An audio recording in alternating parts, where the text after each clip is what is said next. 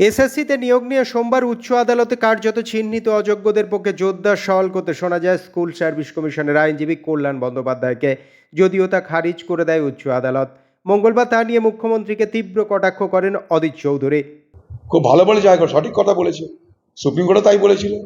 রাজ্য সরকার চেয়েছিল অযোগ্যদেরকেও মদত করতে, কারণ অযোগ্যদের কাছ থেকে মাল খেয়ে নিচ্ছে রাজ্য সরকার এবং সরকারি দলের বড় বড় নেতা মন্ত্রীরা। এখন যদি অযোগ্যদের আমি বসবার জন্য চেষ্টা না করে, অযোগ্যদের জন্য যদি ওকালতি না করে, তাহলে সে অযোগ্য তো তৃণমূল নেতাদের বাড়ি হামলা করবে টাকার জন্য। সব তো টাকা দিয়ে চাকরি নিয়েছে, টাকা দিয়েছে তৃণমূল নেতাদেরকে। সেই তৃণমূলের চোরদেরকে বাঁচানোর জন্য দিদির সরকার আমাদেরই পয়সা খরচ করে সে অযোগ্যদের যাদের চাকরিতে নিযুক্তির জন্য পরীক্ষা দেওয়ার সুযোগ পাওয়া যায় তার চেষ্টা করছে। কারণ নাহলে তৃণমূলের বহু নেতার পিঠে ছাল উঠে যাবে এই অযোগ্যদের কাছে ঘুষ নেওয়ার বিনিময়ে চাকরি না দেওয়া এবং চাকরি হারানোর কারণে।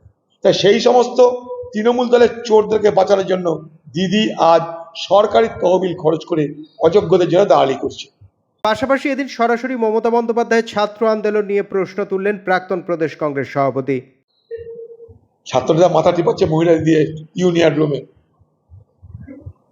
দিদি দেখুন, দিদি বলুন, আপনিও তো একদিন ছাত্রী ছিলেন দিদি, আপনিও তো ইউনিয়ন করেছেন।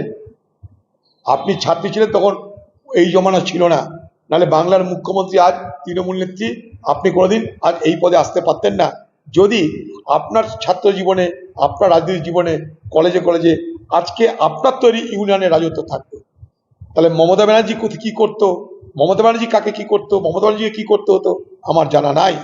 কিন্তু আজ দেখতে পাচ্ছি আমরা, আজকে দিদির জমানায় ছাত্রীদের নেতাদের মাথা টিপতে হচ্ছে, আরো কত কি সুযোগ সুবিধা তা থেকে প্রদান করতে হচ্ছে, খাতিরদারি করতে হচ্ছে। তারাই জানেন। সে হতভাগ্য বাংলার মা বোনেরা, হতভাগ্য বাংলার ছাত্রীরা, আপনারা নিজেদের এই করুণ অবস্থা দেখে প্রতিবাদে গর্জে উঠুন। আমরা আপনাদের সাথে আছি, এটুকু বলতে পারি।